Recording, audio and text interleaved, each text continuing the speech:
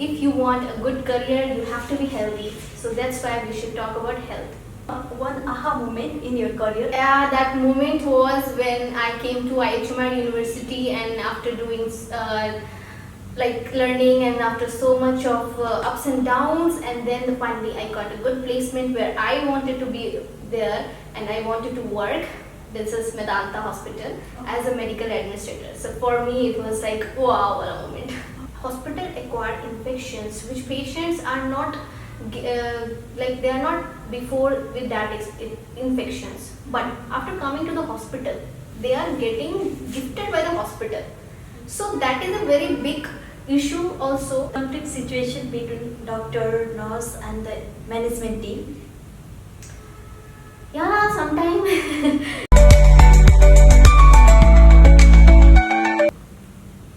Hello everyone, welcome to UNC Talks. It's me Kusum Kesi. In this episode, today I have a guest, Dr. Surbhi Kumari, a dentist who has been working for 3 years in the dental and hospital administrator. Welcome to you, ma'am.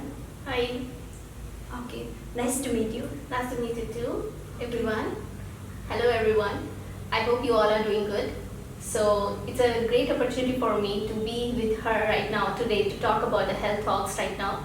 So we can proceed. Okay. In this episode, we'll be discussing about life-related experience, unfolded stories, healthy choice and well-being. There are altogether 5 segments. I'll be going through the first segment. We'll be talking about happiness stuff. For you, what is happiness?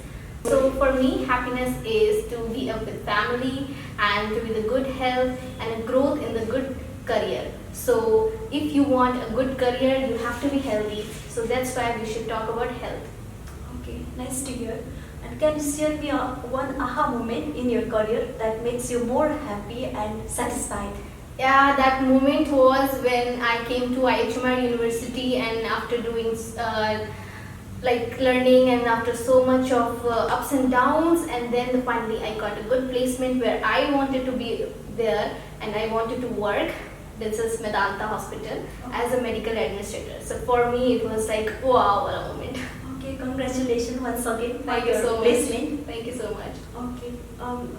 May I know what inspired you to pursue your career in healthcare management at ISMR? Mostly.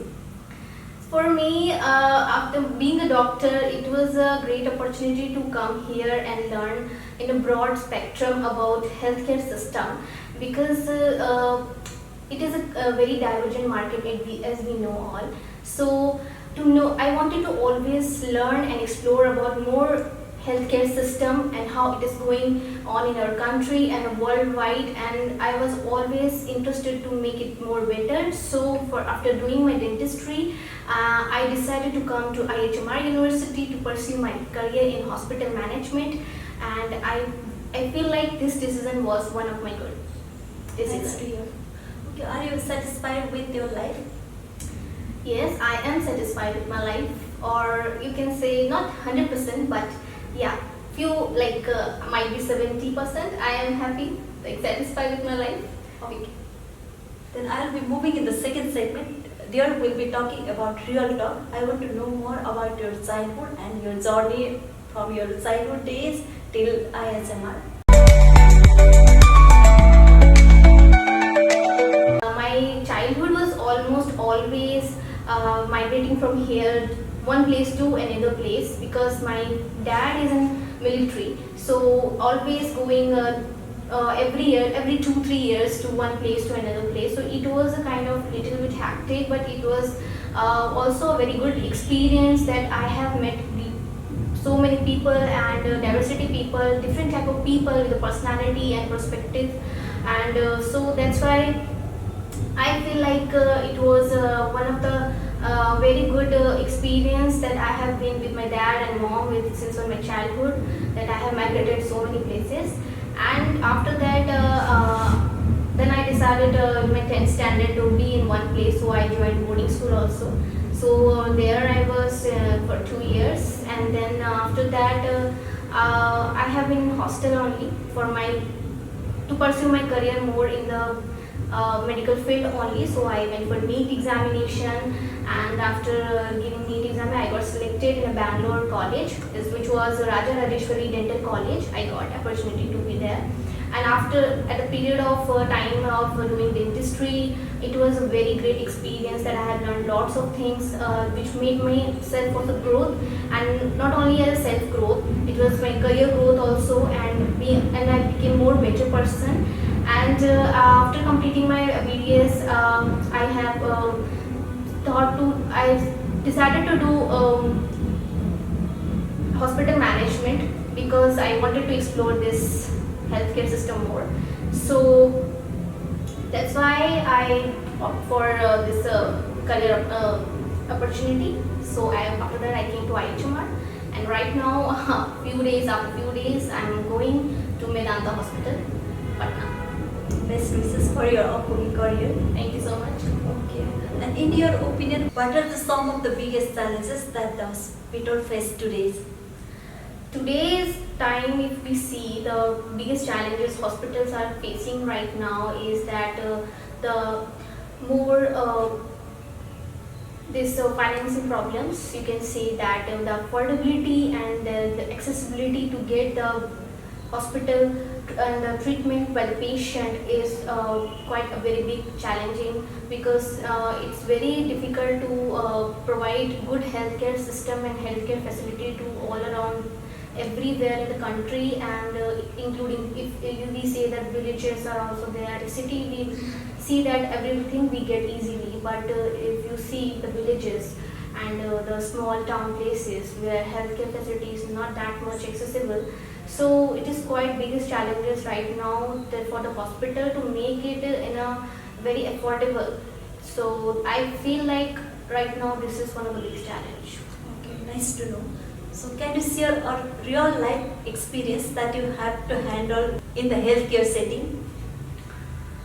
When I was in the hospital, I have seen that the management have to work more on the patient workflow and the patient waiting time. We can see that because these days the patient flow is so much in the hospitals, and everywhere people are seeking for good healthcare facilities. So I have seen that patients are waiting more in the OPD areas and for the IPDs also, and for every procedure is there in the hospital.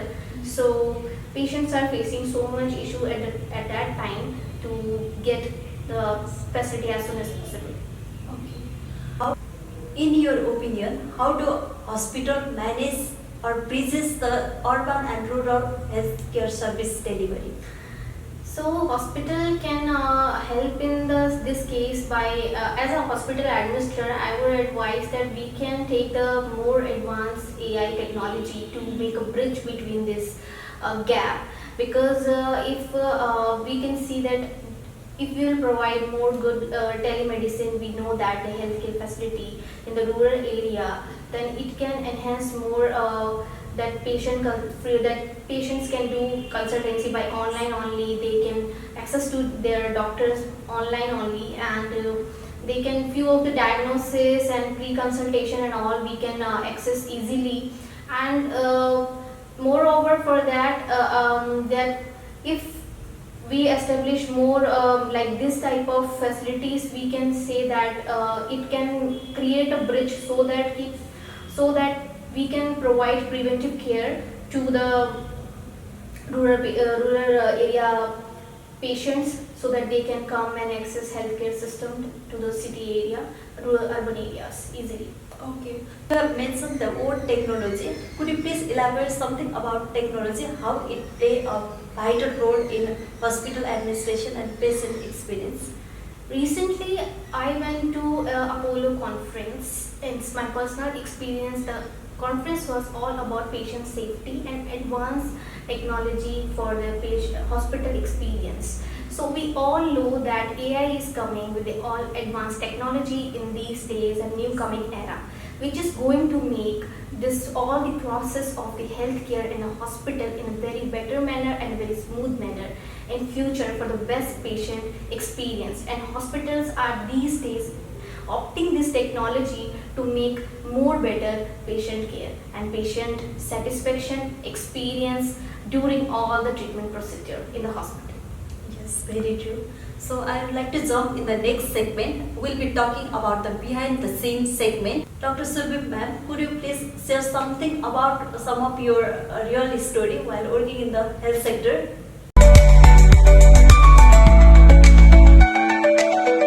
We went for the field visit and we have observed over there that people are facing so much issue regarding accessing the healthcare facilities. You can which is very minor things to get it done the OPG if they wanted to get a ultrasound also. This type of facilities were not available in that place, which was very challenging for them to travel at least for 1 hour to get this type of diagnosis and some advanced care of technology to travel for 1 hour, and after that they will access this healthcare facility. For that we went and we did the survey on it, like what all they are facing, and then in that we actually Jubilant Foundation was basically covering the scheme that people can that they were having plan to open that small clinics for their conveniency for the people, if what all the treatment facility they are not getting, so they were planning to get that facility to them. And for that we have seen that we have seen that plenty of people were facing lots of type of healthcare issues also, for which they are not able to go and get it checked. So in that situation I felt so personally that okay, this is how it is going on in the ground level, which we never see, because we are staying in a very developed area, metro cities, we won't see all this kind of problem. But still the place which are underdeveloped, where people are facing all this kind of issue. So it is our duty to make more projects like this to access healthcare and facilities to all regions of our country. Okay. You mean you have visited in the government healthcare setting? Yeah. In your opinion, how the hospital can work closely with community health worker for better health service delivery? So actually hospitals, we have always a market campaign also. We are always organizing different kind of camps also. It's regarding to healthcare only for better health. So in that we are organizing such as blood camps, also blood donation camps, and other camps also for eye checkup, for regular checkup, and dental checkups also we organize. So in a community basis, when we want to talk to them closely and we want to make them aware for the awareness of any disease or any kind of problem which is going on in the society right now regarding health issues for a better quality.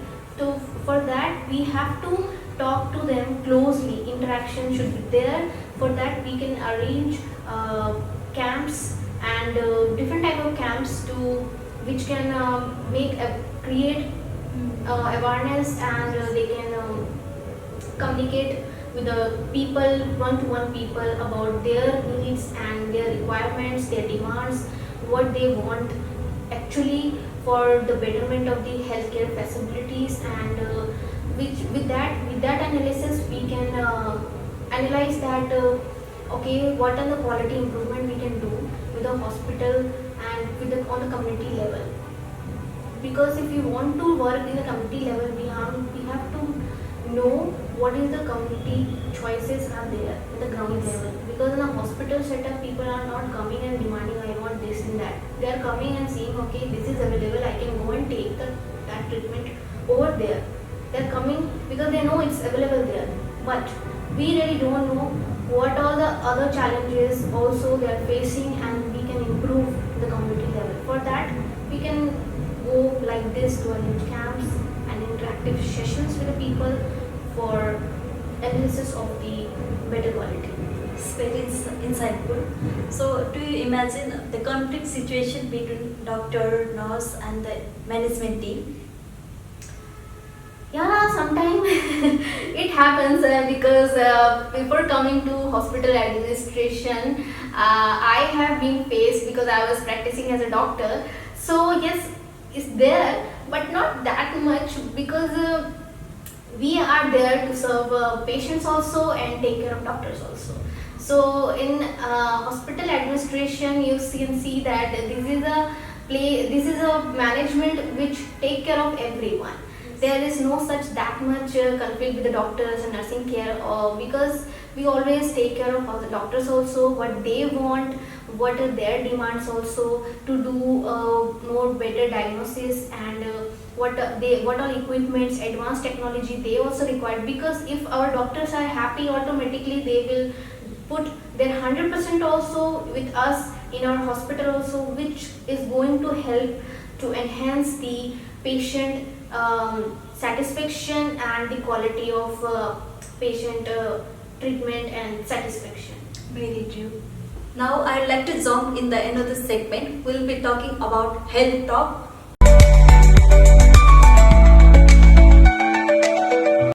Dr. Subhi ma'am, what measures can ensure safety, patient safety and quality treatment in hospital? Thank you for this question. And as you just now asked about that, how we can ensure about the patient safety and the quality of treatment for the patient. The number one thing is that hospital should always very much strict about the infection control, because as we know that there are different type of hospital acquired infections which patients are not like they are not before with that infections, but after coming to the hospital they are getting gifted by the hospital. So that is a very big issue also, and we have to take care of this very carefully, that my hospital or our hospital should not give any additional infection other than their disease which they already have. There should be no contribution from the hospital to give them extra disease or any kind of infection which can threat their life. So this is also one. This one is the biggest thing which we should always concern. And another thing I would like to say, in the patient safety, that there should be proper privacy maintenance of the patient or the documentation, because and whatever there should be proper confidentiality with the patient information. It should not get leaked. It should not go to some other, and it should not go to some other people or hospital and other like cyber crime. You know that how hospital lose their data, so which can be harmful for hospital as well as it is not good for patients. So and we have to be another one of the most important aspect which I feel like that we have to be very strict on the medications. What medication our doctors are providing to the patient. There is many type of technologies are there which we are using in these days in our hospitals, so that they detect before only after when the doctor prescribe the medicine, that system detect and tells, okay, these are the medicines are repeating and this medicine's dosage is not good and right for the this age group of the patients. Because sometimes it happens there is a miscommunication whereby the doctor can do happen also. So for that we have installed this AI technology which tells and helps doctors also guide everyone that what is right medication for the patient, and as well as the right diagnosis also sometime, because we know there is lots of patient death caused because of misdiagnosis. So this is one of the big concern in the patient safety these days, not in our country only. You can, if you will see the country like US also. Recently I went to the Apollo conference. There few of the speakers came from US also. They was from US healthcare. So they are telling that how misdiagnosis is leading to the death. So which is a main concern which we have to reduce. So for that we came up with the technology with the help of AI. We are making and creating a tool which is going to help to diagnose to already detect and read properly the diagnosis which a doctor is making, the right medication, and also it is going to take consult with the other doctors also which are not present there, but we can consult and take advice and suggestions for that treatment, for the betterment of the patient health and its safety, which is automatically going to enhance the patient treatment quality by the hospitals. Yes, you have well said the scenario. And a few days ago, I have scrolled down some of the LinkedIn and social media, and I also get the similar type of misleading things. Like one of the consequences bring from the telemedicine. So, is it also similar type? Telemedicine is also misdiagnosing. Telemedicine is basically it is online consultation. Okay. So in that, yes, it can be happen because their patient is just interacting on the video call, or you can say on the calls only. So we cannot diagnose properly without seeing the patient physically. So the technology, if it's coming with some good points, it is coming with some bad points also. There is pros is also there, cons is also there. Yes. So for that, it is our duty that there should be double check for this thing. When we are consulting, doing the diagnosis on the teleconsultation, we have to take proper communication. We should always do proper communication with the patient regarding their symptoms, signs, and what other things they are feeling right now, and so that there should be less misdiagnosis at that moment. But if we better to ask patient that moment also, that if you have some doubts, so you have to always ask them. If doctor has doubt about the diagnosis during teleconsultation, I can suggest that they have to always ask. They should not rely completely on patient. Whatever patient is saying is completely right. No, it never happens. Patients always try to hide most of the symptoms and signs. They will tell you on the superficial part, but we have to go in the depth. So for that, we should always recommend double check, which we can do with the lab test. Okay. By doing lab test, different tests which we should do, laboratory test, we will get a proper and a correct idea what is wrong with the patient, or what type of disease the patient is facing. So, telemedicine is good, but we can ask them on that period only. Better to get laboratory test also done and share the report with us so that we can understand in better way. Okay. But sometimes a patient from a rural village, they have to spend a lot in the hospital and for their health checkup due to double verification and laboratory tests, everything. Do you also think the similar? If there is misdiagnostic case, then they have to pay a lot for healthcare, isn't it? Yeah, it is absolutely right. I agree with your point. But this type of things, this type of gap you are talking about is right now is lagging because of education. Education matters because in village area, the patient doesn't know that much. So to make them understand why it is important and double check is something for their betterment. I agree. There is a difficulty to access those tests and those facility, but to ignore all those kind of casualty and critical kind of situation for the patient, it's very important. Yes, maybe you are very true. And hospital administrator play a significant role to manage this type of economic burden to the patient and manage the stress of the doctor, nurse, and overall management team. Yeah, we are specialized in that to manage all these issues, and we are capable Yes, we can. And by doing all this process in a very smooth way for doctor as well as nurses as well as as you say, all the paramedical staff and especially the patients. So we have to basically work on the time management for everyone, not only the doctors, for the patient also. We should not make them wait so much also.